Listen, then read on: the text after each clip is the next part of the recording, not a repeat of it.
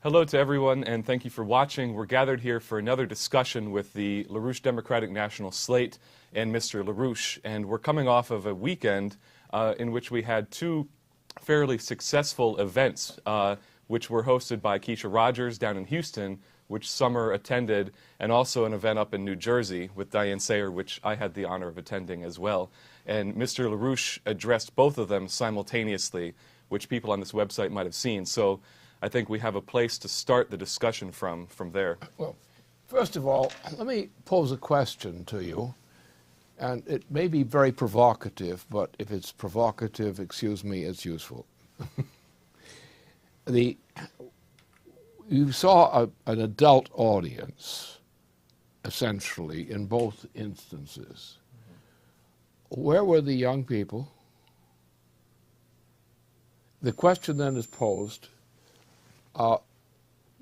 what kind of an audience, a constituency, will stick with you so that when you go out to organize between beginning of the election process until its conclusion, that you have a process of tenacious commitment on the part of a majority of the population, which is what you're aiming for.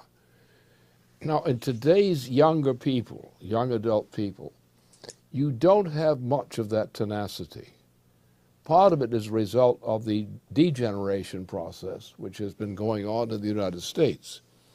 Partly, it's our fault, because we don't pay enough attention to the difference between people who have a momentary flash of interest in what you're saying and a durable, committed audience. And in particular, our biggest problem is in the young adult audience. That's where the biggest problem lies.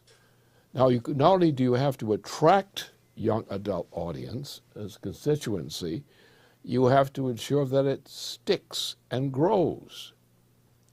Now, the first thing about sticking and growing is, what, are you sticking and growing? Or are you just playing for your stage effect and hope that you look good in the mind of the viewer on the time that they view you, and you find down the line they almost forgot who you were between the beginning of the campaign and the time you get toward the end of it. So you have to have more than attracting someone to your performance as an actor or something. You have to actually commit them to something which is for them a very powerful passion. Now, it's very difficult to do this today because the audiences that you have, now being an older man, approaching 90, I can speak of these things with a certain objectivity, as it's called. And I can tell you that most people under 60, 65 have very little tenacity in commitment to political causes. Now, we're now faced with a situation, for example, in which we know this much. We know that we're in the range, within as little as weeks. One of the dates would be late March, at which there could be a likely thermonuclear warfare, which would probably be eligible to begin the day after Putin, Vladimir Putin, was elected as president of Russia. That's one of the first hot dates that's likely on the scene. Now, it could be later. But what we're dealing here with is something very profound. We're dealing with a thermonuclear onslaught. And let me just describe it again.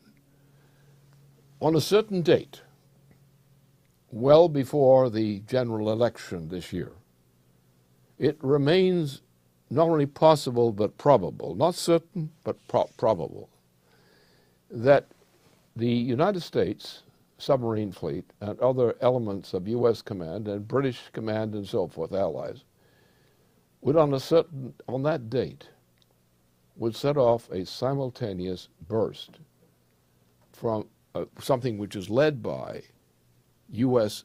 submarines launching thermonuclear weapons. At the instant that the signal was that that launch was occurring on the part of the U.S. submarine fleet in the Pacific, for example, then Russia and China and other nations would launch their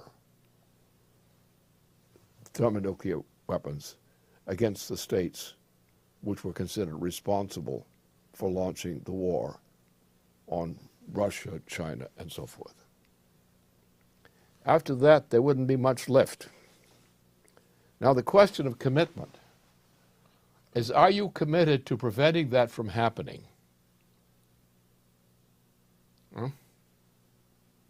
Unshakably.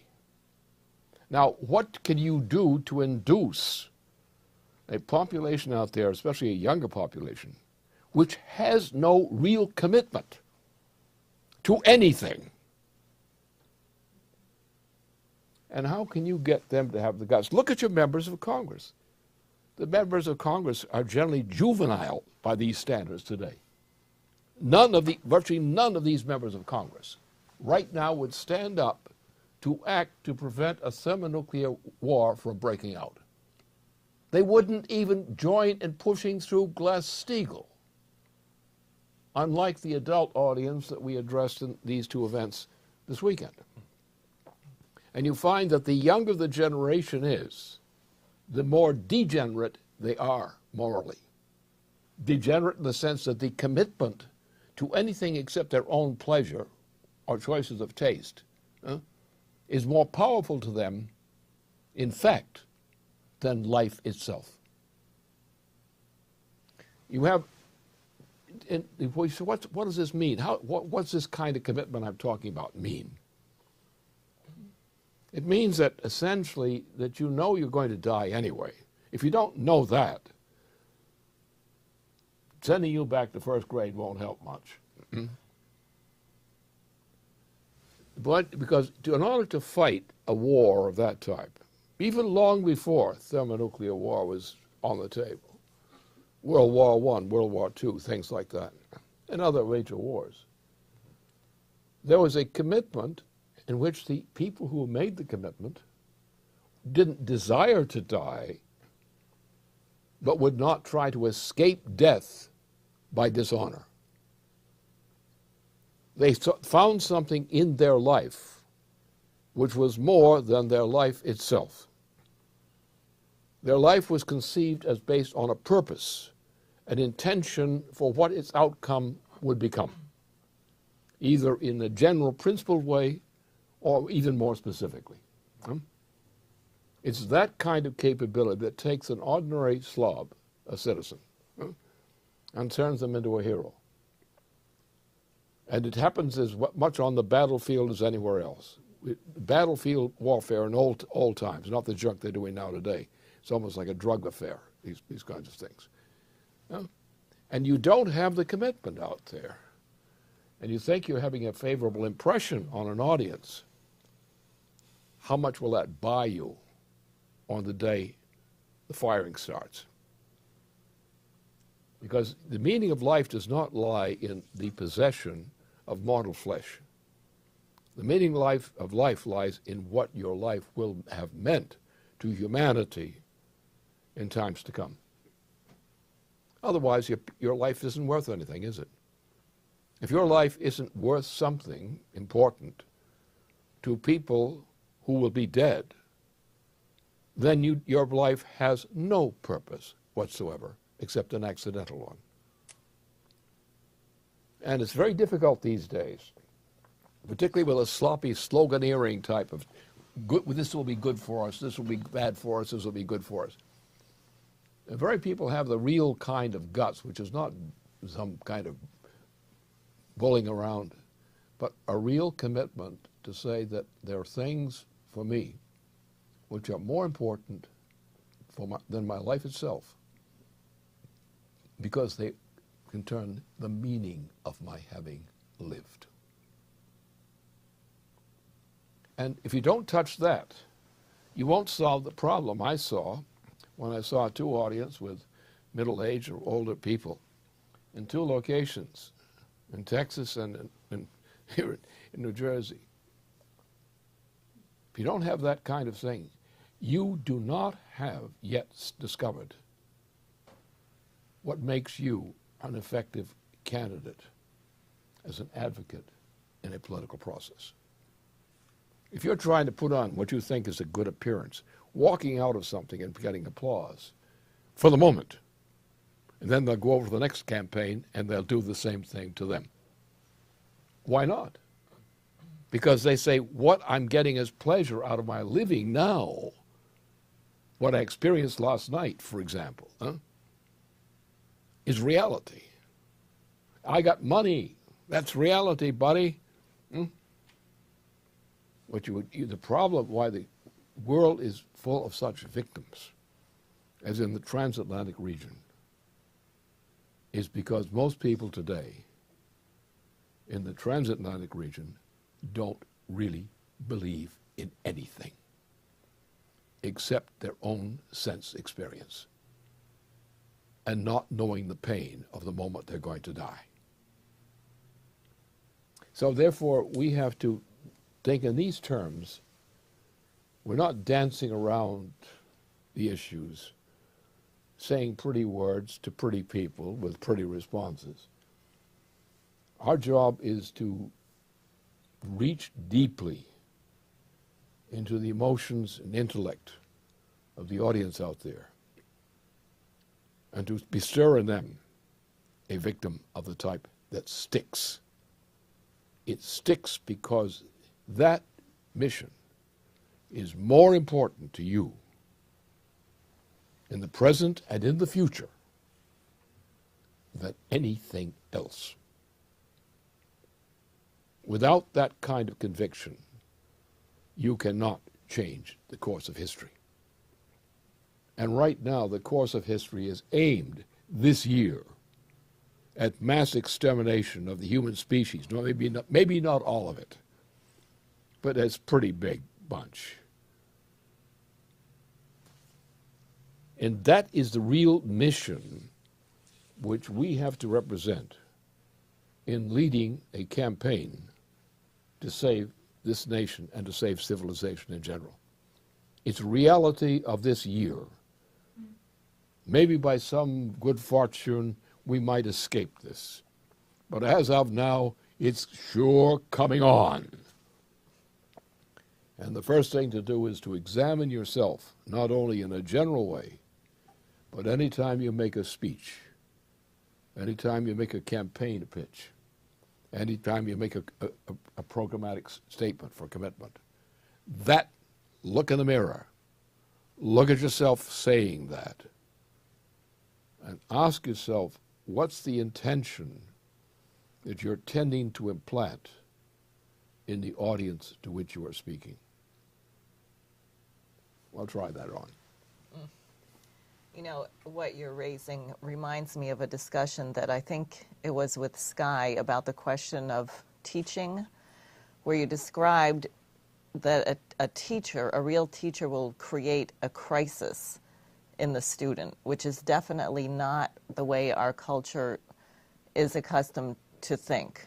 I mean, you have now, you memorize, you spew out so-called facts, but I mean, everyone here who is in this organization, who is on the slate, has gone through a number of crises, which is where you grow. But it takes a real kind, it is a different kind of thought to cause yourself to induce that kind of crisis in a person that you're speaking to, and to say things that are going to be jarring and tumultuous for them. That's really a beginning of the point, isn't it? It can start simply in ideas in general. Mm-hmm. Take all the people that believe in junk ideas because it's considered appropriate to be caught saying them. It may be advantageous to you to say something that the fool likes, or not to criticize the fool, but to praise him and seem to like what he's saying, even though it's absolute absurdity. This is typical politics. It's being gracious. Make friends out of bums and destroy people. That sort of thing. It's exactly it. And it's the thing we deal most urgently with in this performance here we're doing here. That's what we face. Because the temptation is to say something which will resonate loudly on somebody's recorded message, but will not mean much on the day after or a week down the line. I mean, we have this in organizing. I've been organizing in various ways in a long time. I've been at it, out of most of my 90 years or nearly 90 years of life, well, counting the womb, I'm fully 90 years of age.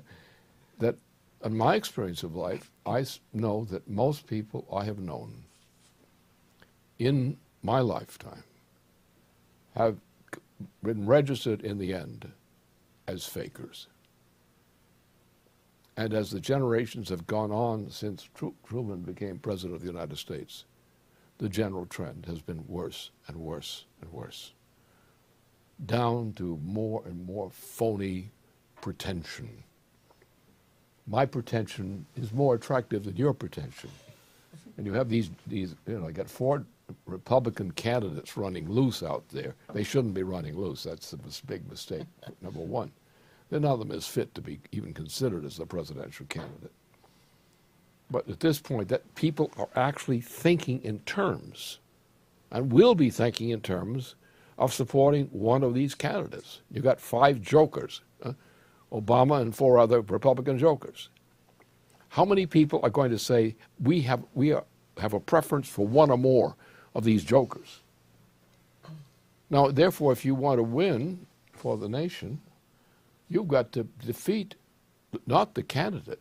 You've got to defeat those jokers, those ordinary jokers who are going to support one of the 4 Republicans or the current Democrat. And you're not going to do it just by defeating them at a ballot. You're going to convince them that the worst thing they could ever do is to support any one of those 5 candidates. Then you have a commitment. Now, that's what has to be done. Now, you have to do it, of course, in various ways, because you have to, on the one hand, distinguish what is evil, and today, these 5 candidates are evil. These 4 Republicans, now you got one there who doesn't apparently intend to be evil. The other 3 are surely evil, and I know this for fact. This is not a speculation or just an opinion. And Obama is purely evil. So you have one guy who is bad, but not necessarily evil, as a Republican, 3 evil Republicans, and an evil president. And therefore, it's not just a matter of defeating these characters. It's a matter of freeing the citizens from believing in such characters and from seeing clearly what the mission is that makes it all worthwhile. Because if we are not doing that, we will be, in fact, going through the motions of pretending to do something when we're really not trying. And that's the question people have got to ask of themselves. Yeah, I know that you can really see a shift in the younger population. I know a lot of us have been going onto the college campuses, and you look at a rapid degeneration of the young people and a demoralization. A lot of these people, the 18 to 24-year-olds are working 3 jobs and going to school. So it is very true what you're saying, that there's no longer that sense of mission. And I think when they see and have a sense of what we're representing as something that goes against the grain of everything they think they know or believe in, and they can really get a sense that what we're saying is passionately true, that's when they're ready to move. And I know one of the things in terms of what Diane is saying is that this is the commitment of our organization to this, not just the younger generation, but to the future of the next generations that are going to actually lead civilization out of this crisis. Because as you're saying, we're on the verge of thermonuclear World War III. We don't know whether or not we're going to survive this. And so it's going to be the moving of the passion and the commitment of of this generation to take the leadership.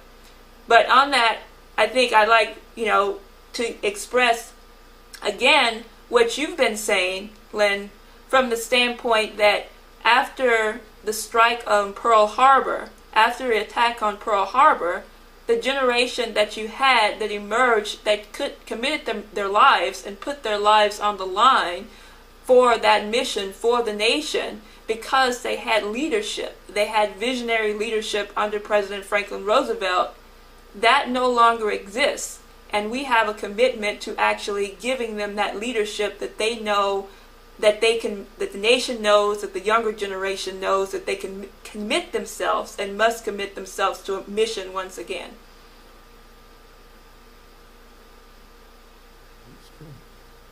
I mean, one thing that came up in the field, but it was actually an older person, because you do see this sort of lack of even thinking of anything with younger people. A guy came up and he said, well, where do you stand?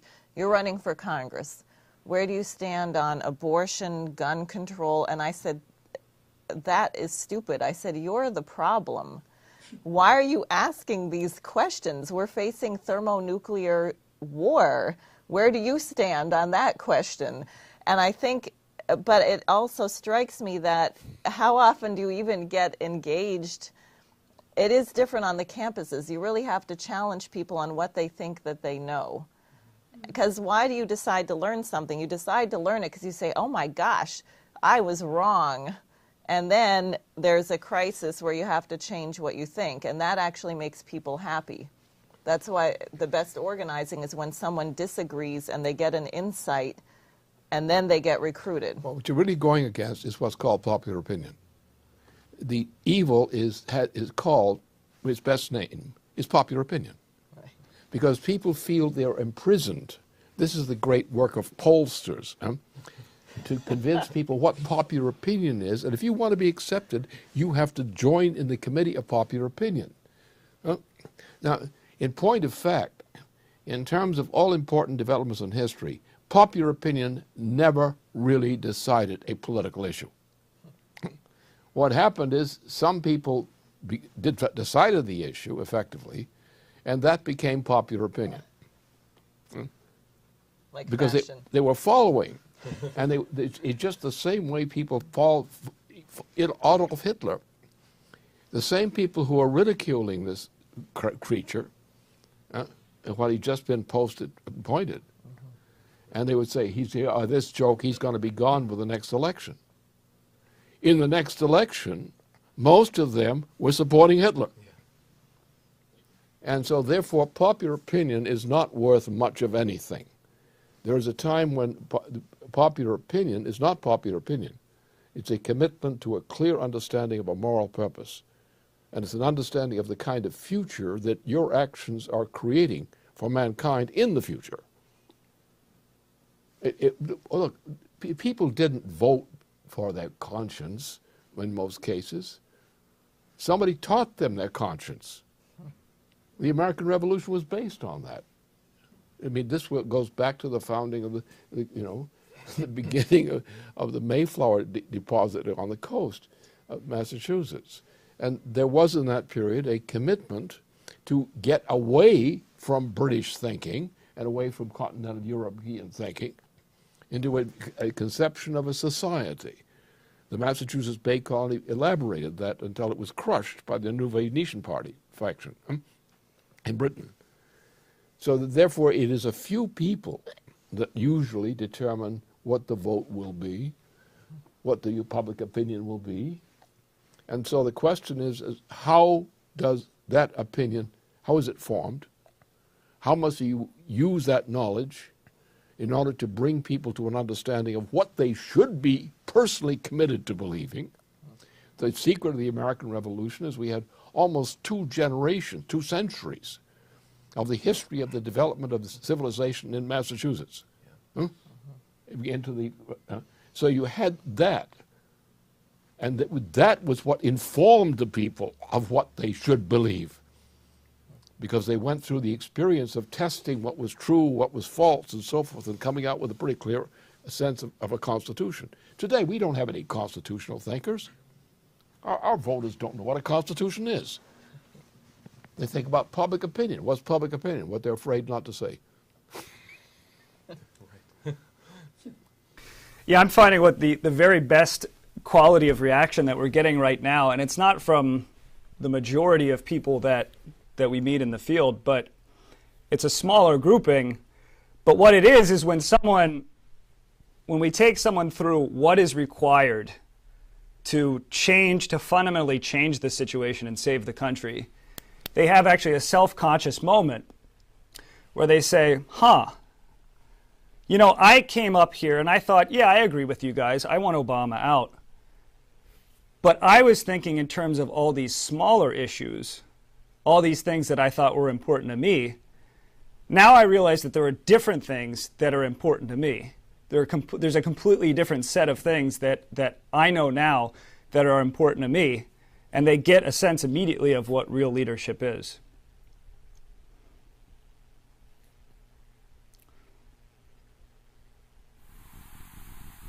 I've found also, going to some Democratic Party events around here in Massachusetts, that, there's definitely this line that says, no talking bad about Obama, no discussion of policy whatsoever. All we're going to talk about is whether the Democrats are going to win the next election.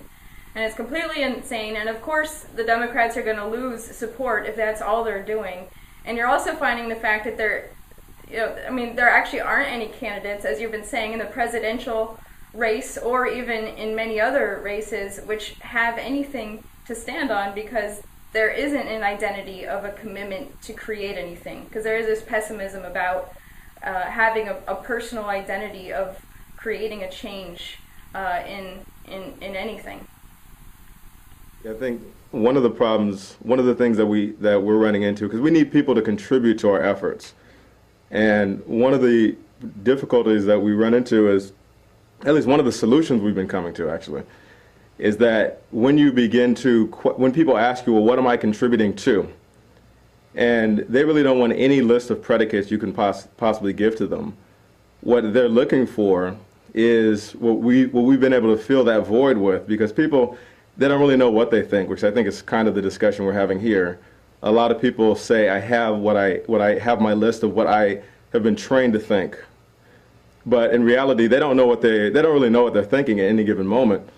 When what we're doing is presented to them, the most beautiful part of what we do, which is the Renaissance question, that we're really out to create a Renaissance. And this kind of trumps any idea that this is kind of a part-time job, we're against Obama, and then when that phase is over, we're done with what we're up to.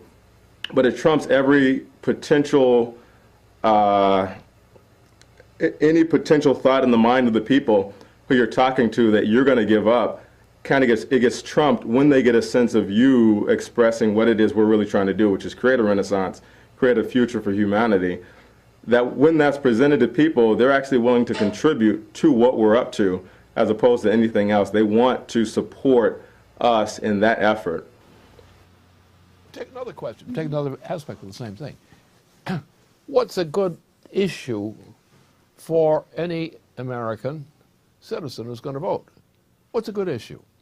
Well, we happen to know, and most of them don't know this, but it's rather important because we're going through in the galaxy, we're going through a change in the future of mankind in this galaxy. And if we cannot come up to match the threats which are embedded in this galaxy now, for us, this species is going to go extinct. Therefore, people who are not concerned about space and space exploration and sending rockets to the moon and things like that, if those items are not leading on their agenda, they're not real.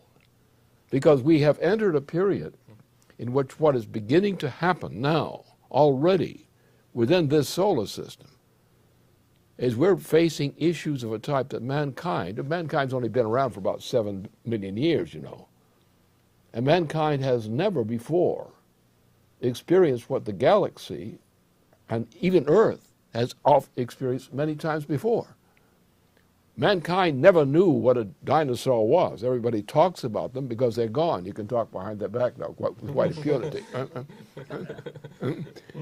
But the point is the issues of life, the issues of dealing with the menace to human existence within this solar system depend upon our developing forms of power of which we have knowledge, not perfect knowledge, but we have knowledge of them, and using that knowledge to defend mankind's existence even within this solar system.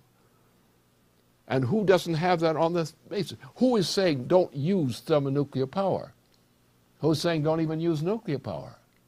Who's saying depend upon green when green won't be even at your funeral? And you think about the things that people adopt as policies, include on their agenda. Can you convince these poor fools to stop being absolutely stupid? Or are you going to try to get one of them to support you by appealing to their instincts and their desires? Don't you want to tell them, hey, you damn fool, stop being an idiot? Nobody needs you. We've got plenty more idiots just like you. You have no unique value to humanity. We've got as many idiots as you represent already right now. We don't need more. We don't need your opinion. What we need is we need people who can rise to the standard represented by the challenge set before us. Now, for example, if we're going to get to Mars in 1 week span of time, which we can do in the future if we keep these greenies out of our hair, that's exactly what we can do. Well, that's going to be a little bit of time, isn't it?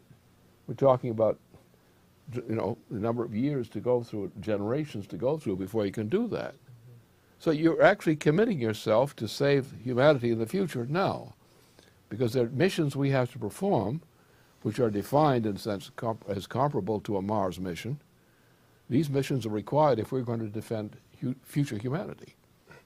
And we don't know how soon that's going to be. We don't know how soon some big rock out of the system out there, waiting out there, is not going to clobber Earth, and Earth might survive, but you won't. Your species won't. Are you concerned about that? Do you believe, are you going to be ready to start now to get the U.S. government to launch a program which will bring us to the point, say within a generation and a half or 2 generations, to get to Mars in a round trip 1 week each way? That is a feasible objective, and it defines many other objectives which also are achievable. Are you going to say we're no nuclear power? Are we going to say no, do all the things that Obama's been doing? Can anyone who supports Obama really consider themselves a loyal member of the human race? And this is where it comes back again. Our identity lies in the future which we are participating in creating. That is the real meaning of immortality. Is your life being conducted to such a purpose that you are an immortal even after you've died? Because you did something or contributed to do something which made possible the continued existence of the human species. If you think that way, you're really a citizen. If you don't think that way, you're just a bum. And our point is, that is what we have to get across. We have to get people inspired to recognize what a human being should be. Let's say, be a minch for once. Cut this crap out. Be a real human being. Devote your life and people around you to bestir them, to commit themselves to things that make their life mean something, not a piece of crap that's more easily forgotten than remembered. And that's our job. It's our job as in the candidacy process to get that point across. Because if you're not going to get that point across, you're not going to do a damn bit of good. Well, what you're raising now reminds me, and I don't know the details, you may know them better, about an incident that occurred during the Manhattan Project where they had to bring these 2 elements together to get a reaction, and something happened and they broke the container.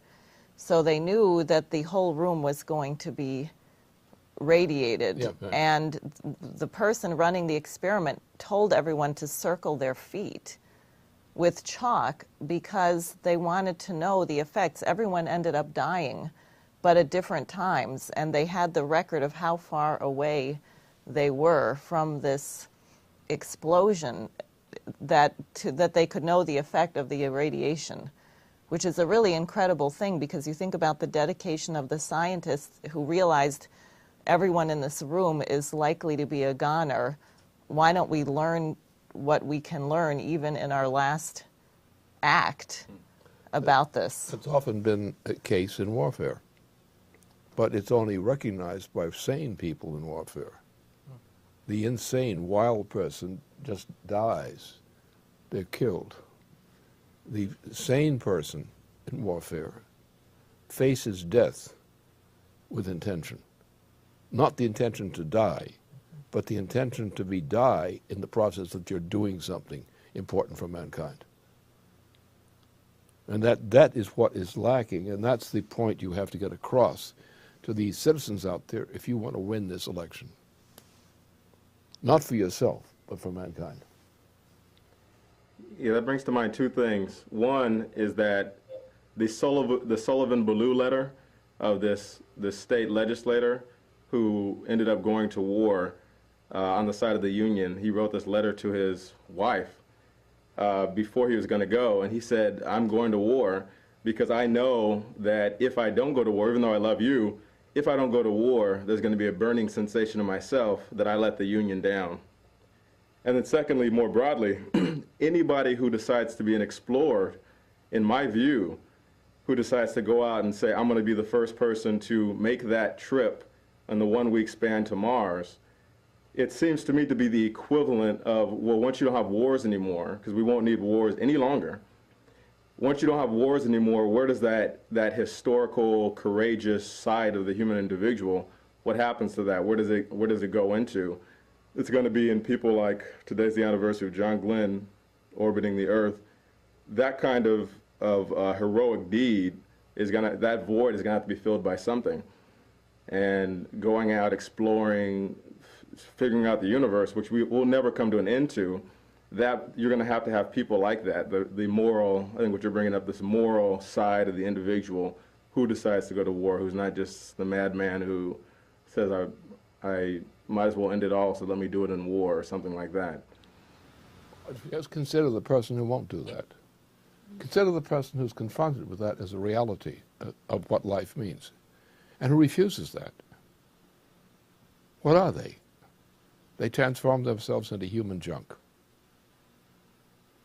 Their lives are shame to the rest of mankind. Why? Because they're not behaving in a human being. We have the power, creative powers, which mankind represents, the powers to change something in the universe, to create conditions for future mankind, and not only just for future mankind as an object, but future mankind as a purpose. We're dealing with another level with this thing in a much more serious way, but on a very simple way. If you drag people down, if you're a teacher and you refuse to teach competently, if you suppress things that people should know, children should know, and so forth, you're a crumb bum. But I'm doing what I'm told to do, they will say. Well, yeah, a crumb bum. You told me to be a crumb bum, and I'm a crumb bum.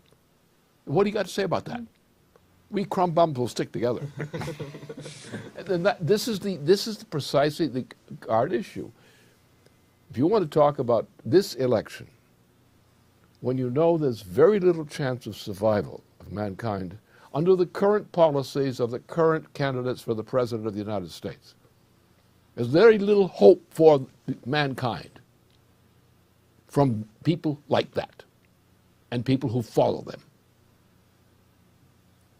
And therefore, we have to think about by what method and in what direction do we act to keep those people from becoming the bums they're about to become.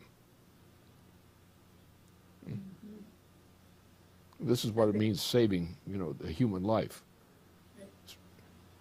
Is saving them from becoming the bums they are by devoting them to a purpose for mankind in the future, a purpose of the human species.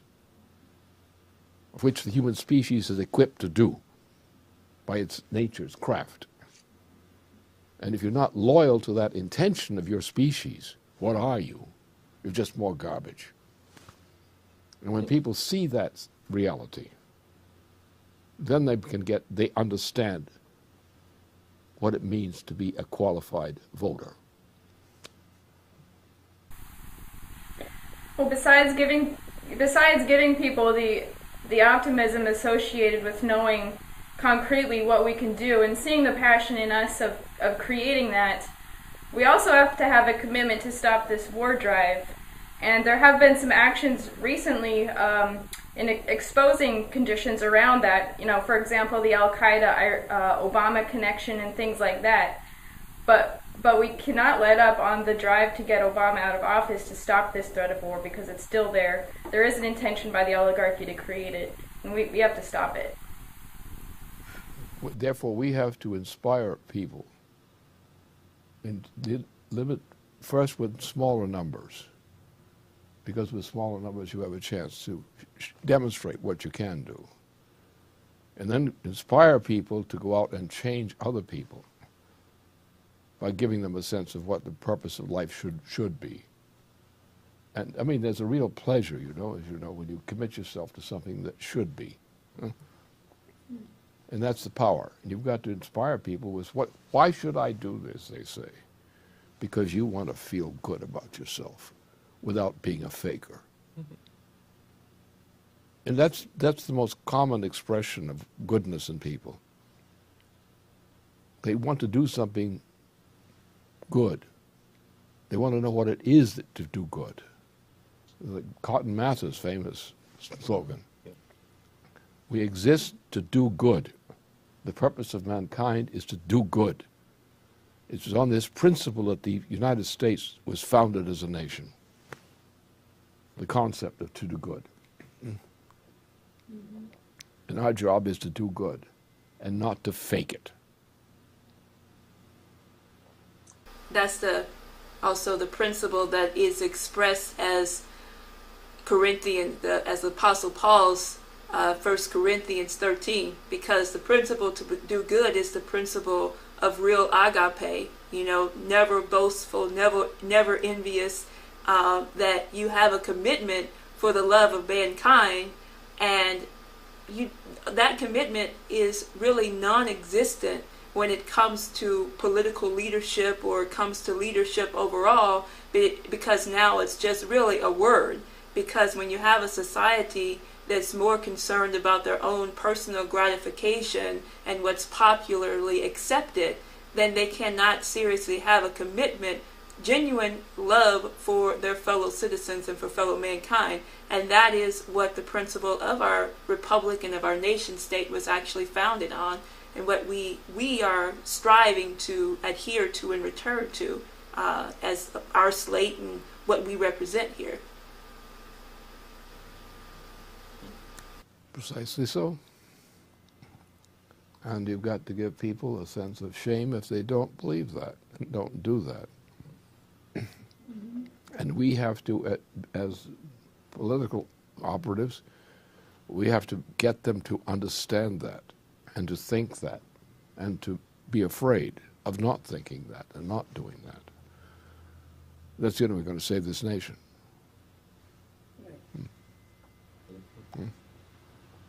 That means you've got to go at politics that way, not with the successful getting the most votes.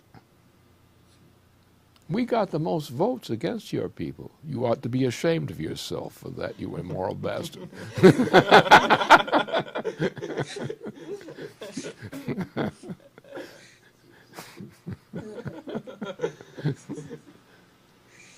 It's the truth, isn't it? Yeah, absolutely. Yes, it is. One thing that's always helpful, we just went to this lecture the other day, and we had the description painted out in vivid detail to us, what would happen if an asteroid hit the Earth. And the guy who was talking about it said first you would feel, within moments of the asteroid hitting us, you would feel a wave of heat. that would be something like 50 times more than what you would feel on the hottest recorded day on Earth. And then if you manage to hide and save yourself from that, then you would have a gust of wind traveling at 1,200 miles per hour that maybe somehow you might survive that. Maybe you blow into a bush or something. And then thirdly, what happens is the debris starts flying at you, and the debris is going at a speed that I can't remember. But if that, something of that kind of power and catastrophe, I don't even think mankind has the capability to do, to my knowledge. And so anybody who's hesitating on saying we have to do something very quickly, and we're sitting here, he said we saw about 8,900 near-Earth asteroids since we really started making an effort to monitor them in 1996. And so we're just sitting here, sitting ducks. It's a real deal. It's real for people to think about. But I have a gun. They won't get me. Right. Queen Elizabeth II will be on her royal yacht. Right. But I don't think she's going to survive that either. Our job is to impart that sense of reality to people. And it's only by imparting that sense of what reality is that you can have a durable effect in leading a population to vote for the right thing. And that's where I think a lot of our efforts have failed. I've heard many times our people have been trying to motivate an attitude, and it was just trying to motivate an attitude for the moment to get a cheer out of a crowd. Then the crowd would go to another speaker, a hotshot, and they would hear his hotshot swat. And then they go to another one. And then they say, well, let's vote on the issues. And then we elected another clown as President of the United States, or a comparable fool of lower rank. That's the problem here. That's the problem we have to think about. That's the problem we have to focus on in all our campaigning effort. It can be done. It has been done. Lincoln did that, in a sense, as a president. Roosevelt did that as a president. And Clinton, I mean, was, others have actually done that. Like John Kennedy. Yeah. Same thing. Is the commitment to do good in a real sense, and not to buy into cheap shot kinds of popularity. That anybody who wants to vote on the issues should be imprisoned if they're running for office. No, and it's that we really should be celebrating on this President's Day weekend. That's the image of the new presidency, I think. Yes. Yes. Well, we have 5 presidential candidates whose views are more or less criminal. Why don't we have any other presidential candidates than those? Isn't that a rigged operation? Yes. I think if you tell the truth straight, as best you can, you're doing the best you can. Don't wait till you become perfect, a perfect orator or something. Just do what you can. And it will all add up in the end. Some will be better at it, others will be less good at it. But if we all do it, it's the only thing we can do that makes sense. Okay, I think that's a good place to conclude. So thanks for tuning in, and we'll be back with the same format next week.